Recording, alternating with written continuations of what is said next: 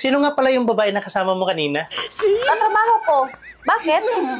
Kasi sobrang ganda niya. Ang umbok pa ng puwet, tsaka ang laki pa ng dibdib. Ah, ganon. Kahit may asawa ka na, nagkagusto ka pa sa iba?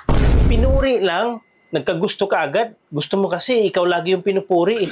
Sige, kung sakaling makita mo kami ulit, sabay kami maglalakad, sino ang pipiliin mo sa aming dalawa? Tinatanong pa ba yan? Siyempre yung katrabaho mo. Direct to the point kasi ako magsalita. Nagsasabi lang ako ng totoo at saka hindi ko ugaling magsisinungaling. Sigurado ka ba na hindi mo ugali ang magsisinungaling at magsasabi ka ng totoo? Aba, siyempre, oo. Sige, magtanong ka tungkol sa'yo. Sasagutin ko kaagad. Sino mas gusto mo? Katrabaho ko o ako? Katrabaho mo, siyempre. Sino mas seksi sa amin? Yung katrabaho mo. Sino mas maganda sa amin? Ano ka ba naman? Katrabaho mo. So, pangit ako, ganon. Medyo. Malaki ba yung sa'yo o maliit? Yung mama mo pala, pumunta dito kanina. Oh, huwag mo ibahan ng usapan.